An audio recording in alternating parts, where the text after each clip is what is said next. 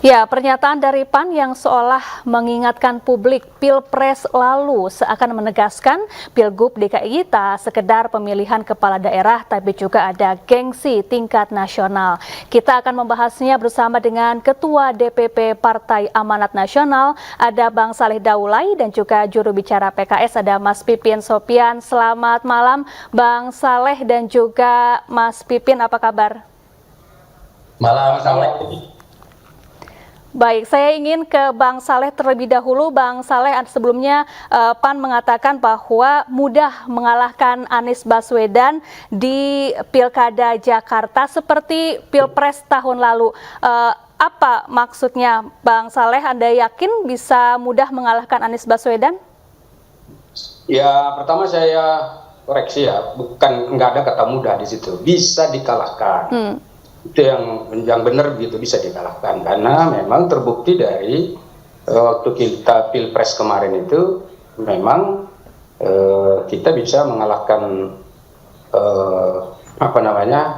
Anies Baswedan gitu. Jadi karena itu ya tentu ini peluang besar bagi Koalisi Indonesia Maju jika memang bisa mengatur strategi yang benar dan tepat dalam rangka menghadapi pertarungan pilkada DKJ atau daerah khusus Jakarta yang akan datang ini. Baik, apa yang membuat PAN yakin bahwa Anies ini mudah dikalahkan di Pilkada Jakarta tahun ini? Saya kira kan calon-calon yang lain yang diusung oleh partai-partai yang ada itu juga sangat kompetitif ya. Kalau PAN kan sekarang masih mengupayakan bagaimana ada kesamaan persepsi dan juga kesamaan dukungan untuk mendorong misalnya Ridwan Kamil. Nah, Ridwan Kamil ini kan popularitasnya juga cukup tinggi dan itu banyak diterima oleh semua kalangan. Jadi wajar kalau misalnya kami berharap bahwa dalam pilkada DKI ini ya kita bisa menang lagi gitu. Dan itu biasa saja gitu. Sebetulnya persoalannya bukan di situ kalau saya lihat.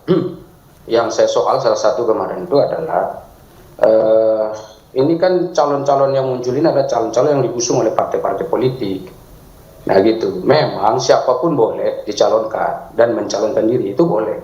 Nah, tapi masalahnya kita ini kan kemarin ditanya kenapa PAN masih mendorong kader sendiri.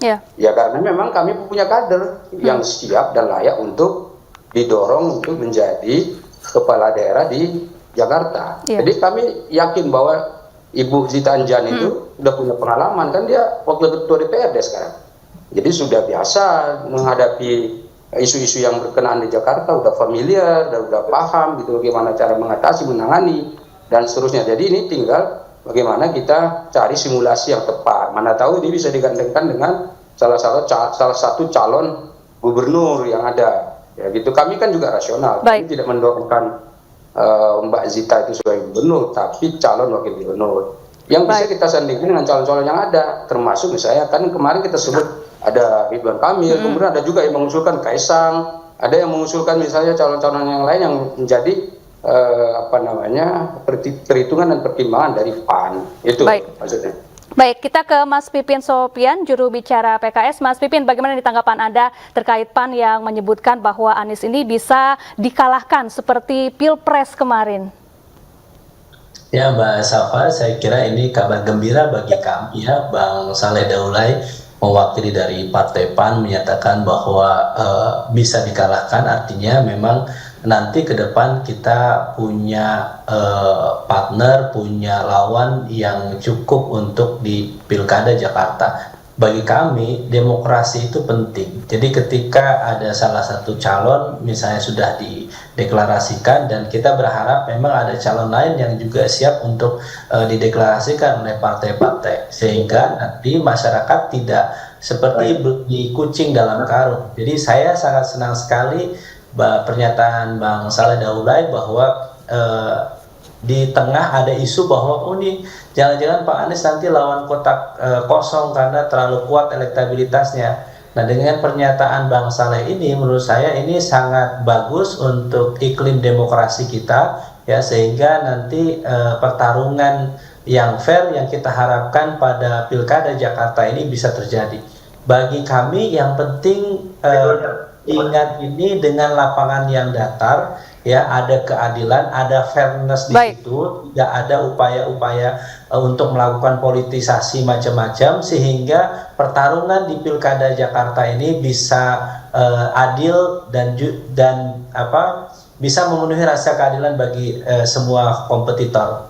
Baik, baik. Bang Saleh, tapi Anies Baswedan ini sudah diusung oleh parpol pemenang Pileg DKI Jakarta 2024 loh Bang Saleh. Apakah Anda yakin bahwa nama-nama yang tadi disebutkan seperti Ridwan Kamil, Kaesang, dan juga Zita Anjani bisa memenangkan Pilkada tahun ini dan mengalahkan Anies Baswedan?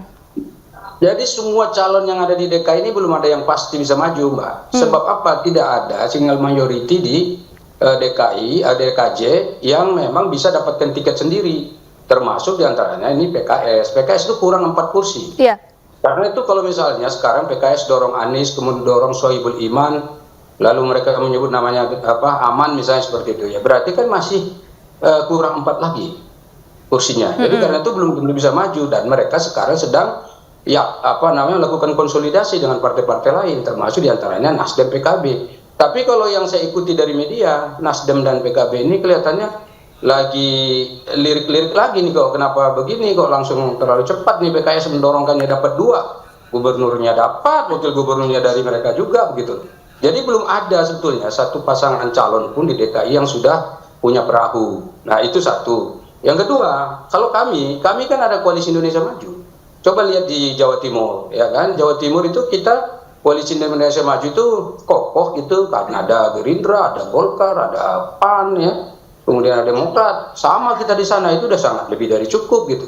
Nah di DKJ itu bisa jadi juga hal itu akan terulang lagi. Nah sekarang kami sedang melakukan simulasi di antara calon-calon yang diusung oleh partai politik ini, mana yang memungkinkan kita bisa menang. Gitu. Makanya saya bilang tadi, bisa menang itu berarti kenapa? Karena memang partai-partai ini kan mengusung nama-nama itu, misalnya kayak Ridwan Kamil. Ridwan Kamil kan lagi dihitung, apa bisa dia misalnya menang di DKJ atau harus pindah ke Jawa Barat, misalnya seperti itu. Dan itu nanti hasil-hasil dari simulasi itu akan dipaparkan dengan koalisi partai-partai yang pendukung. Baik. Dengan begitu nanti kita tentu bisa mengambil satu sikap politik dan menetapkan satu calon yang menurut kita memang betul-betul bisa memenangkan pertarungan itu. Ini salah satu alasan lain ya, mengapa saya katakan bahwa Anies Baswedan bisa dikalahkan. Belum lagi tadi maju atau tidaknya kan belum tentu pasti juga ini Anies Baswedan. Baik Mas Pipin, ini masih membutuhkan 4 kursi lagi untuk bisa mengusung Anies Baswedan di Pilkada Jakarta. Bagaimana sejauh ini komunikasi politik dengan parpol-parpol lain?